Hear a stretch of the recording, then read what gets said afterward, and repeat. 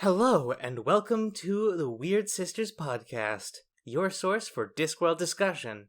My name is Benning. Here with me is Danny and Liz. Hi.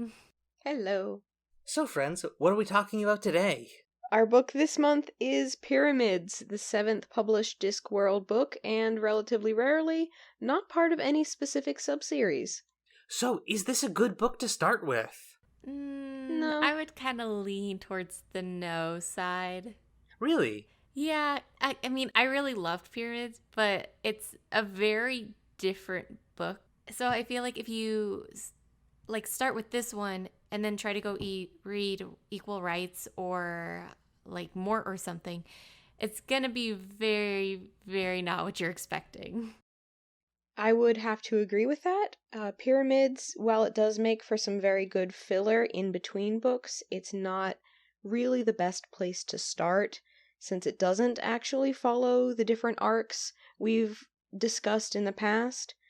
I would highly recommend starting with one of them before one of the intermediary books like this one. I'm not sure I agree with your use of the word filler there, Danny, because I think that the standalone books mean that the Discworld series can be about things besides the specific arcs that form the tentpoles of the franchise. But I don't think you're necessarily wrong either. I'd say if you were going to rate the start ability of the Discworld books, I personally would put this on like around a 7, actually. It sounds like you two would put it more like a 4 or a 3. Is that fair to say? I would say that's fair. Yeah, I think so. Time now for trivia, as provided by the secret extra sister who resides in a dark chamber of an ancient tomb. Published in 1989 and winner of that year's British Science Fiction Association Award, Pyramids is a rare Discworld novel divided into chapters, in this case 4 books. The names for 2 of these books are derived from the title of an ancient Egyptian text, originally known as the Book of Going Forth by Day, but better known to us as the Book of the Dead. The kingdom of Jebel? Hang on, I'm about to make you groan, I think. Mm-hmm. The Kingdom of Jelly Baby. Oh, yeah. Yes! Oh. Okay. I heard the audiobook. It was glorious. Okay. The Kingdom of Jelly Baby is named after the British candy known as Jelly Babies, which featured prominently in classic Doctor Who as a favorite treat of the 4th Doctor. The fact that American audiences didn't get this joke inspired Pratchett to create a new Discworld country of Hersheba? Like Hershey bars? Okay. Yes. Yeah, I'm one of those Americans who didn't get it. I sort of got it after the footnote about it literally meaning child of the gel. Yeah. Pyramids is riddled with many religious references, mainly Egyptian in origin, but also featuring such lines as I am a stranger in a familiar land, or the plague of the frog, both of which are nods to the book of Exodus from the Torah. On the far end of the reference scale, the Assassin School and Tepic's friends were inspired by the Victorian novel Tom Brown's School Days, and the final exam at said school is heavily based on the British driver's license test. And of course, the fate of the High Priest Dios is inspired, directly or indirectly, by the Robert A. Heinlein short story By His Bootstraps. But we'll talk about that later. Our story begins in Ankh-Morpork as Tepic prepares for his final exam at the school of the Assassin's Guild. After a round of questioning with a strict instructor, Tepic moves through the city with the guild's signature athleticism and style, only to find that a crucial foothold has been removed, and he falls to his apparent death, triggering a sequence of flashbacks. We learn that he is actually the prince of the ancient Egypt-esque country of Jellybaby, a nation deeply in debt because all of its money goes into building pyramids for its dead kings. This is the first time a Discworld book has a country with a specific identity beyond the standard fantasy England. I really liked it. Something about Jelly Baby feels like really warm and old in a way that the rest of the Discworld doesn't necessarily feel. It's kind of nice. It's kind of like going on a little vacation. Besides its name, which made it immediately enjoyable, I also liked that Jelly Baby was a branching out point into different cultures outside of fantasy England. And from what I do know, from what I believe we all might have learned, just our collective knowledge of ancient Egypt, it felt both familiar, but also had that Discworld flair that I've come to enjoy. Speaking of Jelly Baby, we see Tepic's father, Tepisimon the 27th, a man plagued by delusions of being a seagull, as he makes a fatal attempt to fly, making this the third Discworld book in a row where a major character's father dies at the start of a story, and the second in a row where said father is a king who becomes a ghost. It's a very specific trend. Yeah, it's weird. Tepisimon has an interesting role in this story. What did you two think of him? Also, Danny, you'd be able to correct if I'm mispronouncing his name. I think in the audiobook they did call him Tepisimon, only because it would be a lot harder to call him Tepikimon, unless that is what they called him. Or Tepaisimon. Ooh. Yeah. Which sounds more like a paprika-themed Digimon. I went straight for Pokemon, but yeah. Well, Digimon were the ones whose names ended in Mon. Therefore, it is probably more accurate. Yeah, Tepic would be the Pokemon. But going back to the podcast that we're recording. Yes. He is definitely an interesting character. I appreciate his kind of like, he was king of a kingdom, but he kind of seems like he was like a little floaty and like, yeah, he was king, but he wasn't like really like leading it, which is, as we kind of find out, is kind of what the case was. So him being a little odd and thinking he was a seagull was like totally okay. When I first encountered Tepisimon as a character, I had hoped he was going to be a bit more fatherly. He was very distant, and the flashbacks made it more than apparent that he was willing to send his son incredibly far away, just to try to make him into a better person, which, admirable. I felt he did come into his own more after his death, which was pretty ironic considering his own thoughts on that matter. I think something about him being like a distant father to Tepic is kind of supposed to mirror the relationship that the king has with another character, which we're going to get to like super soon. Obviously, he's very similar to the ghost of King Varence from Weird Sisters, but I'd argue that Tepisimon is more relevant to the narrative as a representation of the regrets and frustration that the people of Jelly Baby spend their lives suppressing. It's like Terry Pratchett finished writing Weird Sisters, looked at the Ghost King subplot, then smacked himself with a rolled-up newspaper and said, "Now do it again, but properly this time." So, with his father's death, Tepic is now the God King of Jelly Baby, and must return home to assume the throne.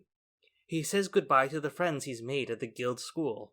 Most notable among these is Chitter, an affable lad who only describes his family's business as commerce. Honestly, I liked Arthur more than Chitter, because I thought they'd both be more background characters so I could get attached to whoever I wanted. I did find myself wanting a lot more of the assassin school in the plot proper. Yeah. It had an excellent foundation in the beginning of the story, but I just wanted to know more about that world because of my own personal interests. I could probably read a whole book about, like, assassin school stuff. Or rivalry with the Thieves Guild. I like how the guilds interact with each other. That was very nice. Yeah, and I think something that's especially why the Assassin School was so interesting to read about is because we've already heard about it in those relationships in the other books, and so now we're finally getting to, like, see it proper, except it didn't really stick around. The principles carried through, and that's probably the most important part. Despite being ostensibly in charge, Tepic's authority is shackled by the country's ancient traditions, as enforced by High Priest Dios. Where most of the villainous characters are defined by ambition, Dios has basically the opposite goal, the personification of conservatism. Dios was rather entertaining. I enjoyed him. His manner of speech was unique, and as an aspiring writer myself, I can certainly appreciate that. But as a character, his role was well written, but I just found it really annoying. Mm-hmm. I fully support Tepic's rebellious tendencies. Diaz very much feels like kind of the overbearing father that like another character in this position might have. And it's like, I think because something about it reminds me of that. I wasn't convinced when we were first introduced to him that even though something about him seemed off, that he was going to be the bad guy. Really? Yeah. Like, I kept, like, flip-flopping about it, like, back and forth, being like, no, this guy's definitely going to be, like, the big bad. And then, like, a couple pages later, like, I'm not convinced yet.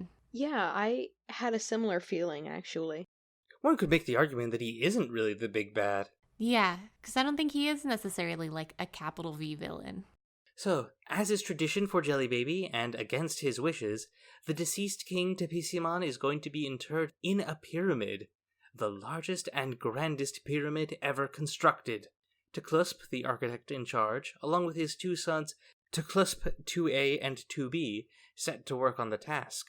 What did you think of these characters? I really liked them. I think their relationships to each other, I think, was the most interesting part about them. But there wasn't a whole lot there to necessarily, like, pick apart, which is a little disappointing, especially because, like, the further they go into building the pyramid, the more interesting that those interactions get. I agree wholeheartedly. I had that same experience with the Taclusps. You listen to the audiobook, you should know the pronunciations better than any of us. Nope. Because I had to read it afterwards. I had a similar feeling with the architects as they were introduced. I did enjoy their interactions also much more at the end, because I was more focused on Dill and his apprentice at the beginning. The mummification folks. Yes. Dylan Gurn, right? Yeah, they were fun, especially as you got to see more of Tepisimon as a ghost and his thoughts on the afterlife not being what he thought, while watching himself get mummified. Yeah, I wanted to care about them all more, but for how much they factor into the plot, there wasn't enough character to them for my liking. Yeah, and that's why I feel like Pyramids could almost have been like a much longer book if like those characters had just gotten a bit of like a subplot of their own, but it just didn't happen. Tepic continues to struggle fruitlessly against Dios's iron grip on the country.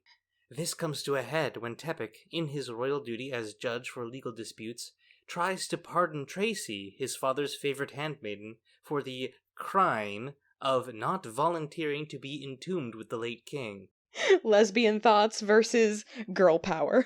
That's basically my dilemma here. Tracy is interesting because like she could have easily really been this very like soft, flowery, princessy, handmaiden kind of type, or she could have been like this tough as nails kind of girl, and she kind of falls like somewhere in the middle, which I think is very appropriate for who she is. But it is also obvious that this book is not one published within like the past couple years in how she's described sometimes.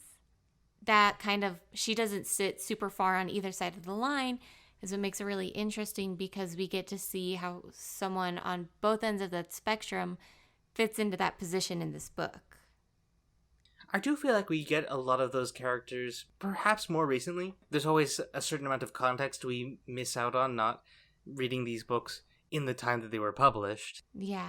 Characters like Tracy are not super uncommon now. I still feel like she is a little bit more girly than sometimes we let our tough girls be. Like, does that make sense? Yeah, definitely. Because it just clicked in my head, but she's very much kind of like a Buffy the Vampire Slayer kind of type. Which, considering the time period, like, makes a lot of sense in my brain. I'm nodding. Yeah. It's hard to see, but I was nodding. Buffy the Vampire Slayer, 1997, so 8 years before Buffy. Wow, that's a lot later than I thought that show came out. The movie was 1992, so... Oh, okay. I thought that's what I was thinking of. I was like, I had, like, early 90s in my head. It's because I was thinking of the movie. I feel like Tracy was introduced kind of late in the story, and at first it felt hard to pin down why she was present, from just a thematic perspective. Mainly, it seems like she exists to illustrate how, unlike the people of Lancre, who just blithely accepted whatever horrible things the ruler did, Jelly Baby citizens are at least partially struggling against the culture of stagnation. And she has perhaps the strongest arc of the characters in the story, which we can discuss more when we get to it. As construction of the Great Pyramid continues on, it begins to affect the world around it. Because, you see, the reason why they entomb pharaohs in pyramids is because the sheer mass of the building creates a distortion in space-time. Technically true in certain models of the universe, but in Discworld it means that pyramids themselves accumulate the time that would pass inside them and release it into the night sky. The sheer scale of this new pyramid is such that time and space fluctuate around it, among other things, creating temporally displaced duplicates of the workers in its construction. I just like how they were described as like the kind of magic that pyramids have. It's just described as like, oh, like geometry, which is how math feels to me all the time. Once that all started happening, I found myself thinking, leave it to a chief architect to try to find ways to make the construction go smoother while paying less money. The Mr. Krabs, almost. Mm-hmm. Yes. Ahoy, SpongeBob! I am going backwards through time! Nice. Anyway, meanwhile, Tepek uses his assassin training to break Tracy out of prison. She's hesitant to trust him, even and especially after he reveals his identity. But soon they are confronted by Dios, and must flee the palace on the Disc's greatest mathematician, the camel known as You Bastard. And we try not to swear on the show, but it is the literal name of an important character. Mm-hmm. Yeah, there's no avoiding this one. That camel couldn't give two shoes what anybody thought of him. Mm-hmm. In fact, he gave no shoes since he's a camel. Mm-hmm. I liked the cut to his thoughts as a comedy device, but beyond that, he didn't really have much impact. Yeah, he was a vehicle of... I lost the end of my sentence, I'll redo that once I think of it. He was a vehicle. Yeah. He was a plot vehicle. Definitely more of a plot device than a fully realized character, but we do get more insight into his thoughts than we have with things in similar roles. I do appreciate the little tidbit in there about how all camels are named something that somebody would call them in anger because they're not doing what they want them to do. So Yes. He's You Bastard. But yeah, he's just kind of there. He was entertaining, but not much else. Actually, real quick, what would be your camel name? Oh my god. Mine would be For Crying Out Loud, probably. Mine would be, oh, come on! I don't know. Whenever I get angry at stuff, I call it baby, but I don't feel like it has the same ring to it. No, what would somebody, exasperatedly yell at you? Oh, at me? Oh, probably God damn it or something. Sorry to spring that on you, I just thought of No, it right it's okay. now. A good question. I find it interesting that You Bastard gets, not in quotes or anything, but an internal monologue that we glimpse occasionally, where something like the luggage has its thought processes described. Yeah, and I feel where the third person nature of describing the luggage kind of adds this he's an unknown eldritch horror kind of thing that's just doing stuff and nobody quite gets it. He's a semi-domesticated mimic. Yeah. Oh my. Now that you put it like that. But the camel is very much something we're supposed to have more of an interaction with. And the characters are supposed to have more of an interaction with, and not just a thing that's gonna do what it's gonna do. I hear often that animals are better at mental math than we are. For a cat to leap from the window to the table requires a lot of mental trigonometry that normally we wouldn't think about. As Tepek and Tracy flee from Dios, the construction of the Great Pyramid reaches its peak. Or it would, but the pyramid's point has not been put into place yet. And that's a problem, because the tip is what allows the pyramid to discharge its stored-up supply of time. Just as Tepek and Tracy leave Jelly Baby, the pyramid fails to flare, and the entire country becomes trapped in a sealed-off pocket of time. This is about the part in the book where some of the mathy bits about how the pyramids work started going over my head, and that was detrimental. So it's I understood that the pyramids were doing something magical, but I didn't necessarily have it all worked out yet. And so the pyramids just kind of pulling everything, pulling the country of Jelly Baby out of time was kind of like, oh, that's what that does. From an imagination perspective, that whole scene was just stunning. Yeah. I was, not literally, but I was on the edge of my seat reading it. I was really hoping that they would get the cap on in time just because I was rooting for the people. I did find it appropriate that they would be so caught up in tradition that they couldn't save themselves despite the protests of the younger generation. Also, quantum. Yes. You know. It made for a good repetition gag, but it can get a bit bothersome when it's used to describe something that no one understands, and the people who do are meant to be way smarter than the reader, but still can't explain it in a way that makes sense. King Tepesimon emerges from his sarcophagus before going out to the other pyramids along with the embalmers to open them up too. I think it's just like nice to see Tepesimon interact with the embalmers and actually get like a response. The moment they decided to go open up the other pyramids was the moment I started laughing because I knew where this was going and I could not wait. Meanwhile, Tepic and Tracy venture to Ephebe, land of philosophers. They are useless, but culturally obliged by the disappearance of Jelly Baby to go to war with the neighboring land of Sort. Welcome to ancient Greece. Mm-hmm. Yeah. Yeah, and considering like the history that those countries had, I think it's a nice bit of contrast and relationship that we get to see in this like fantasy version of them. It's like they kind of watered down Greece, pulled out the interesting bits that people would recognize, and then made them overly dramatic and funny. Yes, it took an army of wooden horses for me to realize that. The one at the end is on rockers. That must be the generals. I forgot about that. All hope seems lost until who should arrive but Chitter, Tepic's friend from school, now working in his father's smuggling operation. Chitter is enraptured by Tracy and offers Tepic a partnership in the business.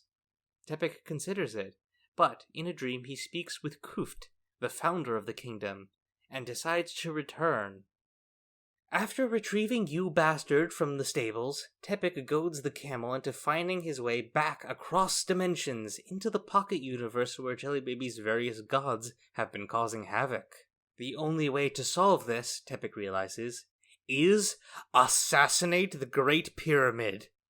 Which is like such a ridiculous like plot point, and it makes so much sense, and I really love it. He better go down in history for assassinating a building. Makes me wish I could do a Nicolas Cage impression. I'm gonna assassinate the Great Pyramid.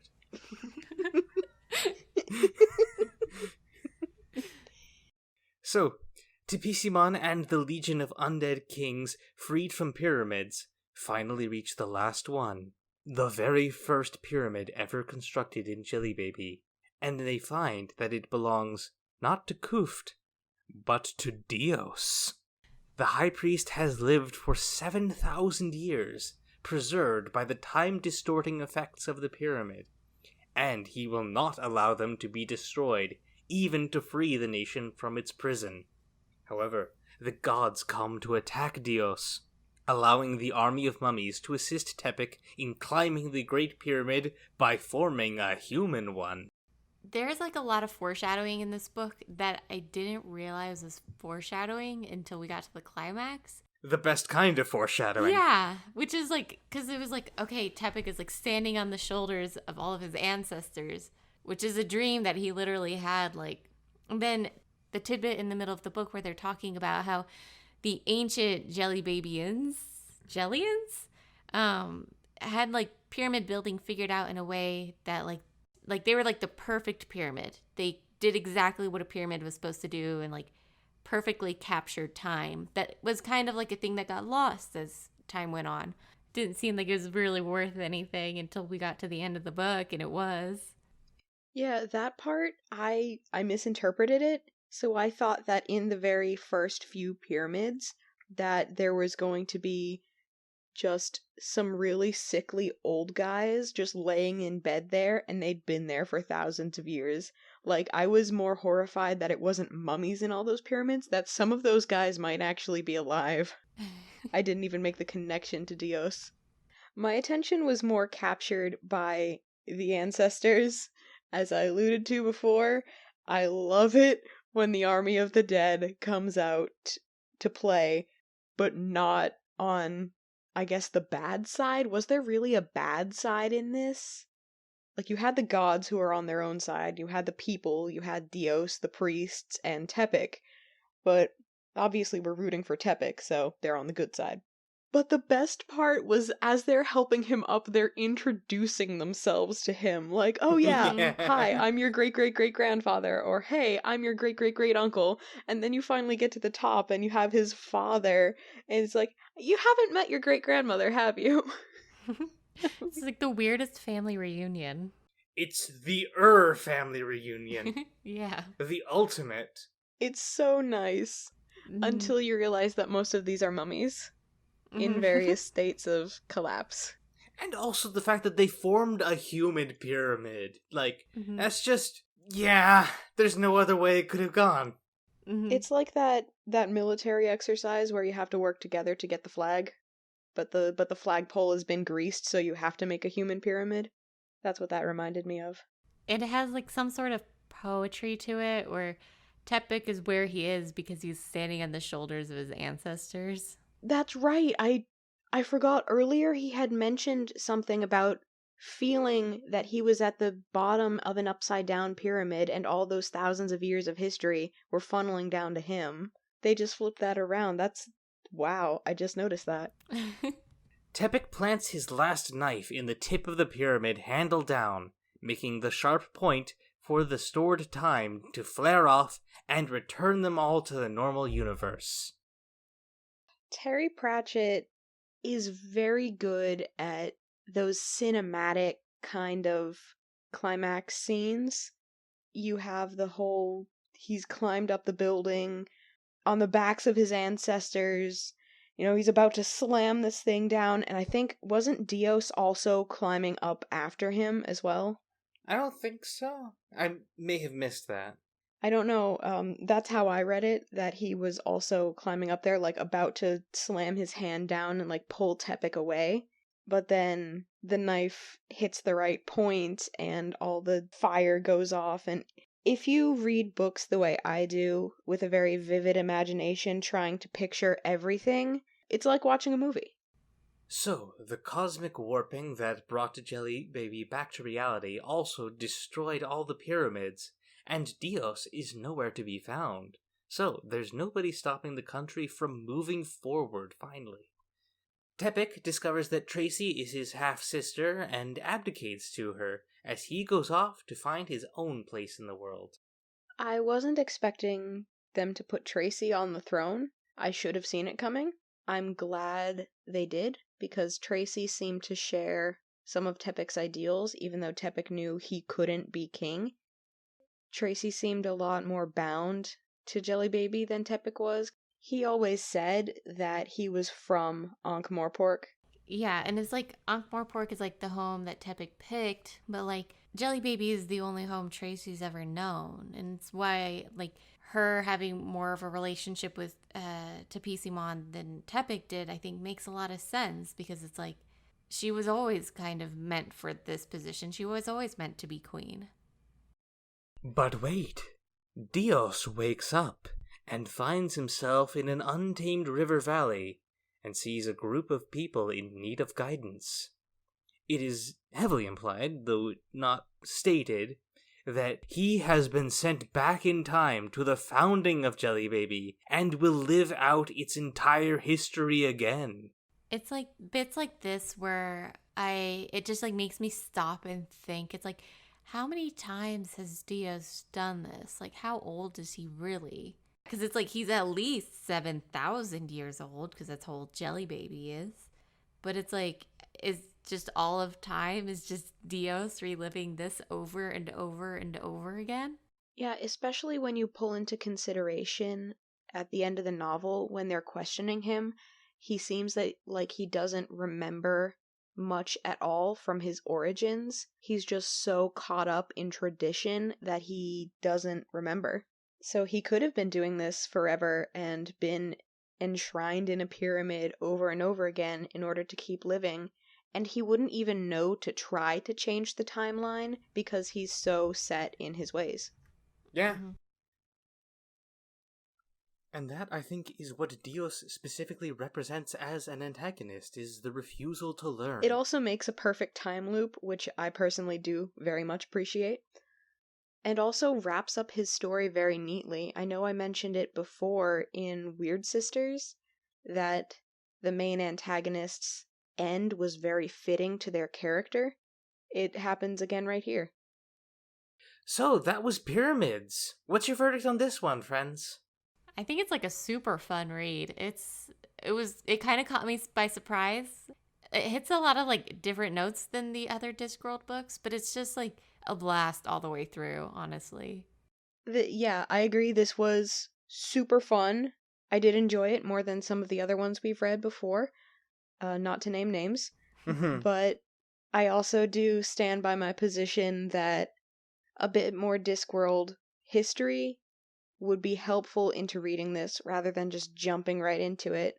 One thing I'd like to discuss, specifically about the relationship between Tracy and Tepek, there's some implied romantic chemistry between them, even though we, the audience, learn relatively early that they are blood relatives, so that's kind of icky. But I think that their ending does provide a useful articulation of making a clean break with tradition by ending the practice of keeping the royal bloodline pure via incest. I think there are also ways that Terry Pratchett could have resolved this without the grossness. Correct me if I'm wrong, but I believe that we find out that she is his half-sister in the same scene, or directly after Tepek is made aware that Dios is looking for a family member for him to marry. Yeah, it's really close to that. Yeah, the timing was just a little bit awful. Yeah. Gross. I hate it. Gross. I hate it. Yeah. And I think, to be fair, that's might be the intended reaction, because even like Tracy and Tepek, once they find out, kind of very much like change how they interact around each other. But I do feel that the chemistry between them was played a little too straight. No pun intended. It's a little too straight. And I think that's kind of like hard to deal with, because it's very obvious. It's like, there's something not right about this here. I have a question myself for you two. Mm-hmm.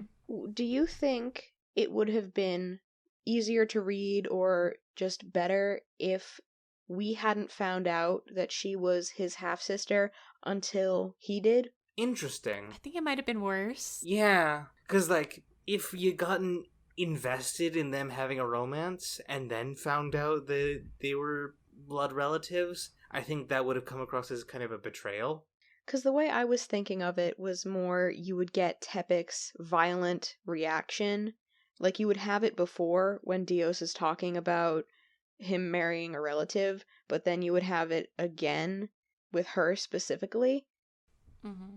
And it would still be in character for him. Yeah, this is just like a little bit icky. It's not like, I don't know if there's a real way to like fix it without making some like major changes, but Yeah. I don't know. Tracy becoming queen did feel right to me. She deserved it after what she's been through. She had a head start on everyone else in embracing the world beyond the gel, and her going from handmaiden to monarch declares that destiny is not set in stone, and your current caste is not your only way of being. Yeah, I just, with her final interaction, I think it's her final interaction in the book, with the new like head priest Kumi. Well, it's not her final scene, but her right, penultimate scene. Yeah. Yes. I think that really kind of like emphasizes that fact. It's like she's gonna be changing things because it's kind of what's due at this point. Yeah, that's a good scene. I like that scene a lot. Mm-hmm. Yeah, where she's just like, no, I'm not doing that. And I'd just like to make it known that I do really like redemption stories, and essentially anything that proves the malleability of the human character. Mm-hmm. I want to share one more scene that stuck with me because I misremembered it. So it's when they're freeing all the mummies, and Tipisimon says to one of them, "I hate pyramids," to which the newly freed mummy replies, "No. What you feel now is mere dislike. When you have lain in one for thousands of years, then you will begin to hate pyramids." Before rereading this book for the podcast, I had remembered that exchange as taking place between Tepic and Dios, which I honestly prefer.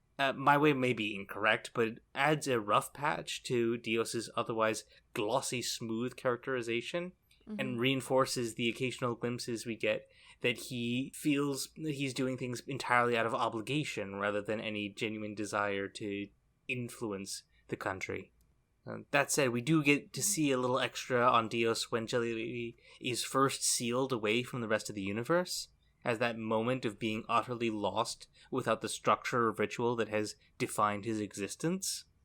It's largely buried by the football commentary scene, but I appreciated it. Oh, the football commentary scene was great. Yeah. I'd actually want that on a t-shirt, I think. Which one? That whole just commentation. Just that. Nothing else. That, I think, is very much similar to professional wrestling t-shirts in that it has a very specific audience and will turn heads outside of that context. That's the point. Alright, fair enough. So, with that, each book we ask our audience to recommend actors who they think would do a great job portraying the characters, and Liz and Danny pick their favorites of the nominees. So, who is your pick for Tepic, Prince of Jelly Baby? Our options, just for the audience to know, were, and I am going to butcher some of these names, and I apologize in advance, Naji Jeter, Rami Malek, and Mina Masood. So, anyways, the one that really stuck out for Tepic, for me at least, was Mina Masood. As I was looking up, he's Aladdin in the new Aladdin movie. But he's just got this very like handsome, like coiffed kind of look to him that feels very appropriate for a prince, but also somebody who was at assassin school. Fitting if he was playing Aladdin. Naji Jeter was a very close second, since he was most close to what I pictured in my head. And what about your picks for Tracy? I ended up going with China and McLean, although it was also another tight race. Yeah, I think that's who I'm leaning towards, just because that seems the most appropriate age-wise. I think she's got the right attitude. How about Dios, the High Priest? I ended up having to go with Navid Negaban. Again, I'm also probably butchering these names, but somebody put forth Jeremy Irons, and bless them. This one's hard because I think I could go with anybody, honestly, if they had the right makeup, because I just feel like Dios needs to be like a walking skeleton pretty much to like sell it. How about Chitter? This one I'm like totally sold on. Ansel Elgort. No question in my mind. Same. He seems like he could play that role. Mm-hmm. Yes. I want to give a shout out to the person who submitted Stephen Colbert Yeah. for Chitter, a character who is, I believe, around the age of 17. Okay, but can you imagine Colbert in assassin school? But he needs to be like just Stephen Colbert, though. Like they don't try to make like a younger Stephen Colbert, just Stephen Colbert. How about Tipisimon? Okay, we also had Navid Negaban in this category, and now that I think about it, it might be more fitting for him to be the former king rather than the high priest. However, it's also another, like Liz pointed out, issue of makeup, because he's a ghost in half of it, and then he's a mummy. Mm-hmm. Which I suppose you could get that portion away with CGI. I really like Mark Curry as an option just because I feel like he has this kind of like soft look that feels really fitting for Alive Tipisimon. And finally, the inner monologue of You Bastard. This one I think I have to go with Kelsey Grammer. Just because I imagine You Bastard talking like really, really slowly as it's doing math. And I cannot imagine, like, Nick Cannon was one of the options, talking slowly in any sort of way. I have to agree on that one. We're almost at the end, which means it's time for the favorite footnote. One of the two legends about the founding of Ankh-Morpork relates that the two orphaned brothers who built the city were in fact found and suckled by a hippopotamus, literally Orajepel, although some historians hold that this is a mistranslation of Orajapel, a type of glass-fronted drinks cabinet. 8 heraldic hippos line the bridge facing out to sea. It is said that if danger ever threatens the city, they will run away. And then in the middle of that, it splits into a second footnote. The other legend, not normally recounted by citizens, is that at an even earlier time, a group of wise men survived a flood sent by the gods by building a huge boat, and on this boat they took 2 of every type of animal then existing on the disc. After some weeks, the combined manure was beginning to weigh the boat low in the water, so, the story runs, they tipped it over the side and called it Ankh-Morpork. All right. And with that, it's the end of the show. I'd like to thank Willow Carter for our theme music, my delightful co-hosts for your thoughts and words, and you for listening. Check your local library for our next book, It's Guards Guards. Until then, the turtle moves.